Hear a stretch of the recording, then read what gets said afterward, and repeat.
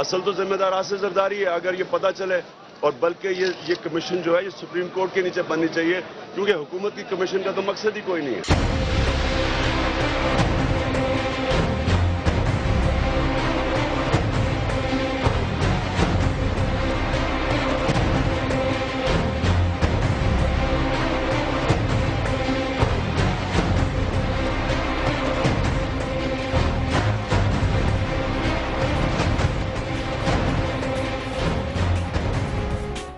السلام علیکم ناظرین، میں ہوں فریہ ادری۔ سب سے پہلے بات کریں گے میمو گیٹ سکینڈل کی۔ طوفان تو آ گیا، لپیٹ میں کون کون آنے والا ہے۔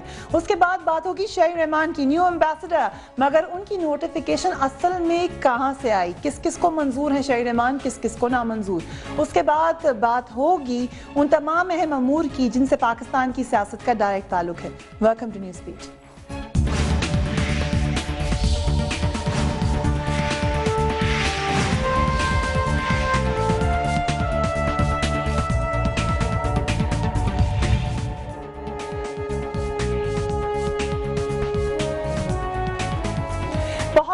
امپورٹنٹ ڈیولپمنٹ ہو رہی ہے اس وقت پاکستان میں۔ کچھ دنوں سے ہم مسلسل آپ کو اس کے بارے میں بریف کر رہے ہیں اور دوبارہ آج ایک انتہائی پروگرام لے کر آپ کی خدمت میں حاضر ہیں۔ حسین حقانی کے استعفے کے باوجود ابھی تک میمو سکینڈل سے اٹھنے والا طوفان تھمتا نظر نہیں آ رہا۔ وزیر اعظم یوسف رضا گیلانی نے ان کے خلاف تحقیقات کا اعلان بھی کر دیا ہے، لیکن ابھی تک ہمیں یہ نہیں بتایا گیا کہ یہ تحقیقات کس طرح ہوں گی اور کون کرے گا۔ پاکستان میں کچھ حلقوں کا یہ بھی خیال ہے کہ حسین حقانی سے استعفیٰ اسٹیبلشمنٹ کے دباؤ پر لیا گیا، اور یہ سوال بھی اٹھایا جا رہا ہے کہ 2 مئی کو ایبٹ آباد میں اسامہ بن لادن کے خلاف ہونے والے امریکی آپریشن کے بعد پوری قوم کو ہونے والی شرمندگی پر تو ایک بھی استعفیٰ نہیں لیا گیا تھا، مگر حسین حقانی سے اس معاملے کی تحقیقات سے پہلے ہی استعفیٰ لے لیا گیا ہے تو کوئی وجہ تو ضرور ہوگی۔ جبکہ ایک خبر یہ بھی ہے کہ حسین حقانی معاملے پر خاموش بیٹھنے والے نہیں ہیں، انہوں نے مقابلے کی بھرپور تیاری کر لی ہے اور منصور اعجاز کے خلاف مقدمہ دائر کرنے جا رہے ہیں، جس کی اطلاع ان کی اہلیہ فرناز اصفہانی بھی دے چکی ہیں۔ کیا واقعی کوئی مقدمہ دائر ہوگا یا پھر یہ محض ایک گیدڑ بھپکی ہے، یہ تو آئندہ آنے والے دنوں میں ہی پتہ چلے گا۔ مگر کل ہم نے اپنے پروگرام میں اس میمو کے حوالے سے چند سوالات اٹھائے تھے، کچھ ایڈیشن کے ساتھ ہم یہ سوالات دوبارہ اٹھا رہے ہیں۔ سوال یہ ہے، مائک ملر نے پہلے اس خط سے انکار کیوں کیا اور بعد میں اس خط کے ملنے کا اقرار کیوں کیا؟ جنرل جیمز جونز نے بغیر تصدیق کے کس طرح سے یہ خط آگے مائک ملر کو بھجوا دیا تھا؟ حکومت اس خط کو سازش قرار دے رہی ہے۔ اگر یہ سازش ہے تو اس سازش کے پیچھے کون ہے؟ اگر خط کی خبر غلط ہے تو حکومت نے برطانوی اخبار فائنینشل ٹائمز کے خلاف ابھی تک کیس کیوں نہیں کیا؟ حسین حقانی کو سری لنکا میں پاکستانی سفیر کے عہدے سے کیوں ہٹایا گیا تھا؟ اور کیا اس معاملے میں صرف حسین حقانی کو ہی قربانی کا بکرا بنا دیا جائے گا یا ابھی کچھ اور ہیڈز ہیں جو رول ہوں گے؟ اور سب سے اہم سوال یہ ہے کہ کل ٹرائیکا کی میٹنگ پریزیڈنٹ ہاؤس سے وزیر اعظم ہاؤس کیوں منتقل کی گئی؟ ناظرین آپ کو بتاتی چلوں، پہلی دفعہ پاکستان کی تاریخ میں ٹرائیکا کی میٹنگ پرائم منسٹر ہاؤس میں ہوئی، ایک انتہائی اہم ڈیولپمنٹ۔ حسین حقانی کے اس معاملے میں ملوث ہونے کا انکشاف سب سے پہلے، اگر آپ کو یاد ہو، ہم نے اسی پروگرام میں بھی یہ سوال اٹھایا تھا۔ تحریک انصاف کے قائد عمران خان نے اپنے 30 اکتوبر کے جلسے میں یہی بات کی تھی، مگر انہوں نے یہ نہیں بتایا تھا کہ انہیں اتنی اہم خبر پہلے سے ہی کیسے پتہ چل گئی تھی۔ جب ہم نے یہ سوال اپنے پروگرام میں تحریک انصاف کے رہنما محمود الرشید سے کچھ دن پہلے اٹھایا تھا تو انہوں نے کہا کہ ان کے پاس ایک انتہائی اہم سورس تھا۔ دیکھ لیجئے کیا بات چیت ہوئی تھی۔ کیا ثبوت ہے آپ کے پاس کہ وہ خط لکھا گیا تھا؟ لاکھوں لوگوں کے سامنے ان کے پاس کوئی بہت سالڈ قسم کا سورس تھا جس کی بنیاد پر انہوں نے یہ بات کہی۔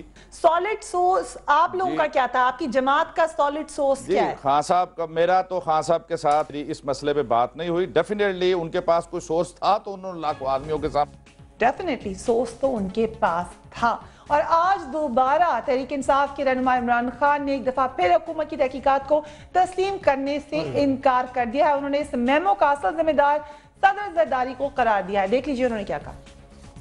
حسین حقانی کو استعفیٰ بالکل دینا چاہیے تھا، یہ پاکستان کے خلاف غداری ہے۔ اگر یہ سچ نکلا ہے اس کے اوپر انویسٹیگیشن ہونی چاہیے اور یہ اوپر تک جانی چاہیے۔ اصل تو ذمہ دار آصف زرداری ہے اگر یہ پتہ چلے، اور بلکہ یہ کمیشن جو ہے یہ سپریم کورٹ کے نیچے بننی چاہیے، کیونکہ حکومت کی کمیشن کا تو مقصد ہی کوئی نہیں۔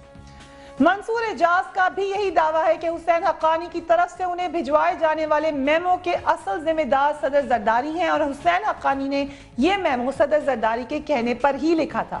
دیکھ لیجئے اپنے ایک انٹرویو میں انہوں نے کیا کہا. Whether they will consider it sufficient evidence that the coded language that Haqqani used with me genuinely indicated that in fact his boss his boss meaning Zardari, because he needed to show his BlackBerry to somebody in Pakistan. He was leaving that night or the next night for Pakistan, so he needed to show Zardari, hey listen pal, here it is, I did the whole thing, we got the job done.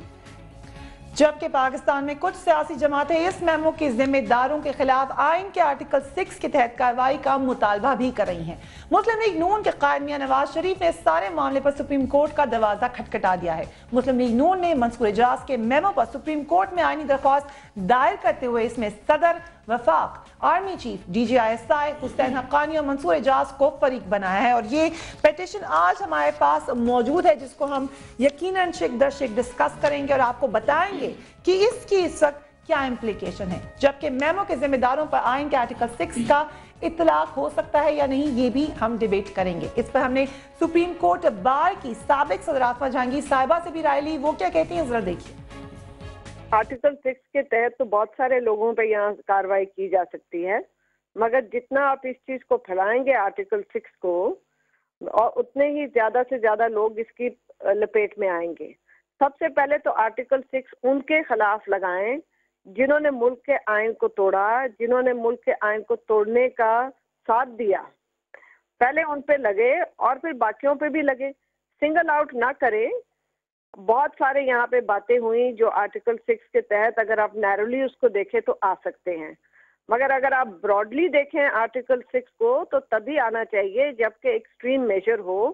اور extreme major تب ہوتا ہے کہ آپ اپنے ملک کے ساتھ غداری کریں، ملک کا قانون توڑیں، یعنی اس کی آئین توڑیں، قانون نہیں، اس کی کانسٹیٹیوشن کو سبورٹ کریں، ختم کریں، اور ملک کے جو طریقہ کار ہے، جو ڈیموکریٹک پروسیس ہے، اس کو سبورٹ کریں. آصفہ جہانگیر انتہائی اہم معلومات دے رہی تھی. اس وقت جو سچویشن ہے، صورتحال ہے، اس میں ہمارے لیے یہ بات جاننا بہت ضروری ہے کہ آرٹیکل 6 ہے کیا. اور آج ہی سابق وزیر خارجہ شاہ محمود قریشی نے بھی کہا کہ صرف حسین حقانی تنہا اس میمو کے ذمہ دار نہیں ہیں اور اس میمو اسکینڈل کا سارا بوجھ حسین حقانی پر نہیں ڈالا جا سکتا. تحقیقات کے بعد تمام ذمہ داروں کو بے نقاب کیا جانا چاہیے. اس میمو کے حوالے سے ناظرین اب دو سوال ہی اہم نظر آتے ہیں. ایک تو یہ کیا صرف حسین حقانی پر ہی سارا ملبہ ڈال دیا جائے گا، دوسرا یہ کہ کیا اس خط کے ذمہ داروں پر آئین کے آرٹیکل 6 کے تحت بغاوت کا مقدمہ قائم کیا جا سکتا ہے. مگر پہلے یہ جانا ہوگا کہ آئین کا آرٹیکل 6 ہے کیا. اس حوالے سے دیکھتے ہیں ایمن خان کی رپورٹ. پاکستان کی سیاست اس وقت امریکی قیادت کو لکھے جانے والے خط کے حوالے سے اٹھنے والے طوفان کی لپیٹ میں ہے. وزیر اعظم یوسف رضا گیلانی نے اس متنازع خط کے معاملے پر امریکہ میں پاکستانی سفیر حسین حقانی سے استعفیٰ لیتے ہوئے تحقیقات کا حکم دیا ہے، جبکہ شہری رحمان کو ان کی جگہ امریکہ میں پاکستان کا نیا سفیر مقرر کر دیا گیا ہے. بہت سے حلقوں کی طرف سے یہ مطالبہ کیا جا رہا ہے کہ اس خط کے ذمہ داروں پر آئین کے آرٹیکل 6 کے تحت مقدمہ چلایا جائے. پاکستان کے آئین کے آرٹیکل 6 کے تحت آئین کو توڑنے، اس کی خلاف ورزی کرنے اور ایسا کرنے والے کی مدد کرنے والے تمام افراد ریاست سے سنگین بغاوت کے مجرم تصور کیے جائیں گے. آئین کے آرٹیکل 6 کے مطابق کوئی فرد جو آئین کی تنسیخ کرے یا ایسا کرنے کی سازش کرے، آئین کو توڑے یا ایسا کرنے کی کوشش کرے، ایسا فرد جو مدد یا تعاون کرے وہ بھی سنگین بغاوت کا مجرم ہوگا. مجلس شورا یا پارلیمنٹ ملوث افراد کے خلاف سزا تجویز کرے گی. پارلیمنٹ نے اس کے مجرم اور مددگاروں کی سزا عمر قید یا موت تجویز کی ہے. پارلیمنٹ نے جو قانون منظور کر رکھا ہے اس کے مطابق سنگین بغاوت کا یہ مقدمہ سپریم کورٹ نہیں بلکہ سیشن عدالت سننے کی مجاز ہے. آئینی ماہرین کا کہنا ہے کہ پارلیمنٹ نے سنگین بغاوت کی سزا کے قانون کے ذریعے اس جرم کا مقدمہ درج کیے جانے کی تمام تفصیلات طے کر دی ہیں.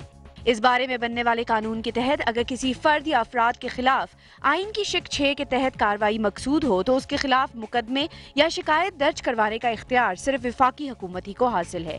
اسی لیے پاکستان کی عدالتیں اپنے طور سے کسی کے خلاف اس آرٹیکل کے تحت کارروائی کا اختیار نہیں رکھتی. कोई भी पाकिस्तानी शहरी इस जुर्म के वाक़े होने की शिकायत कर सकता है, लेकिन वो ये शिकायत अदालत में नहीं बल्कि वफाकी हुकूमत के पास जमा करवाएगा, जो अपने नामजद करदा फर्द के जरिए इस शिकायत को अदालत के पास ले जा सकती है। ये दरख्वास्त भी इब्तदाई तौर पर सेशन अदालत के सामने दर्ज की जाएगी, जबकि अपील के अमल में मामला सुप्रीम कोर्ट तक पहुंच सकता है। न्यूज़ बीट के लिए एमन खान, समा, इस्लामाबाद। और इस पे बात करने के लिए very warm welcome to Sadiqul Farooq साहब, PMLN की सीनियर लीडर हैं। हमें ज्वाइन कर रही हैं शाज़िया मरी साहिबा, newly appointed information minister for Sindh, Pakistan peoples party की लीडर हैं, और डॉक्टर यास्मीन रशीद PTI से आपका ताल्लुक है, जनरल सेक्रेटरी हैं पंजाब की पाकिस्तान तहरीके इंसाफ की। सबसे पहले मैं आपसे आगाज़ करूंगी, डॉक्टर साहब आप ही से आगाज़ करूंगी, क्योंकि आज फिर खान साहब ने कह दिया कि सदर ज़रदारी साहब से भी बात की जाए। खान साहब बगैर किसी तहकीक के हुए, बगैर कोई चीज़ जाने, पहले से उनको कैसे पता चल जाता है हर बात का?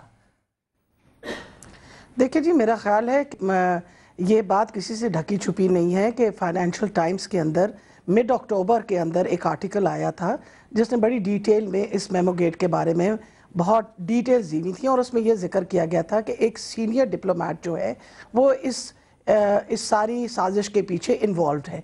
और ये जब ये फाइनेंशियल टाइम्स ने ये आर्टिकल दिया था तो आई थिंक खान साहब is a very intelligent man and he does lot of reading. He had already, और मैंने ये वेरीफाई भी खान साहब से किया था। एक बात मैं कहना चाहूंगी, फाइनेंशियल टाइम्स स्ट्रॉन्ग सोर्स कैसे है? अभी आप ही लोग कह रहे हैं एक बरतानवी अखबार में छपनी जाने वाली खबर गलत है आपके बारे में है, जिसमें कहा गया कि मंटर साहब के साथ खान साहब की मुलाकात हुई, उसमें एक और शख्सियत का नाम भी लिया गया।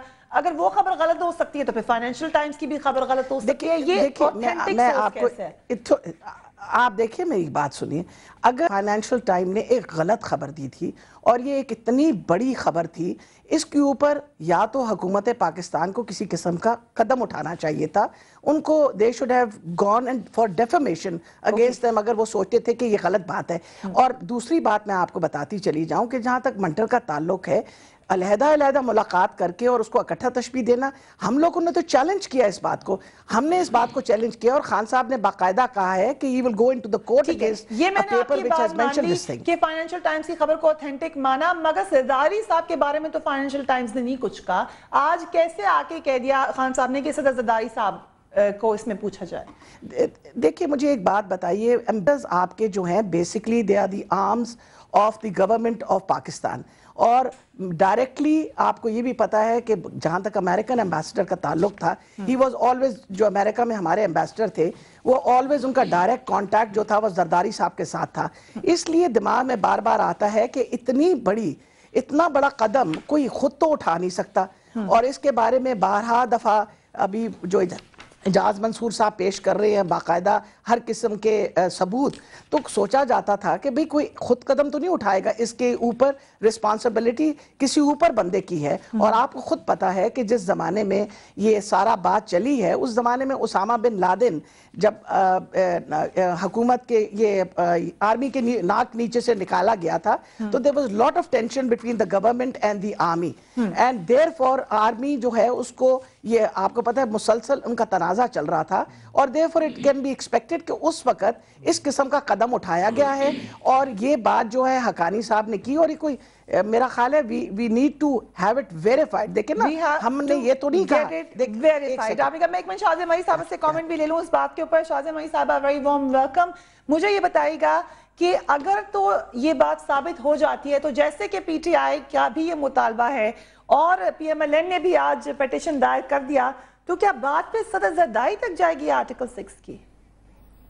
देखिए जी, बिल्कुल। देखिए, अगर सॉरी, मैं इसमें शाज़िया मरी साहब से सवाल कर रही थी, मेरे ख्याल से शाज़िया मरी साहब से जैसे हमारा राब्ता होता है। जी शाज़िया साहबा, अगर आपको मेरी आवाज आ रही है तो सवाल ये है कि आज इमरान खान साहब ने भी ये बात कह दी और PMLN ने भी कह दी, तो आर्टिकल 6 किस पे लागू होगा?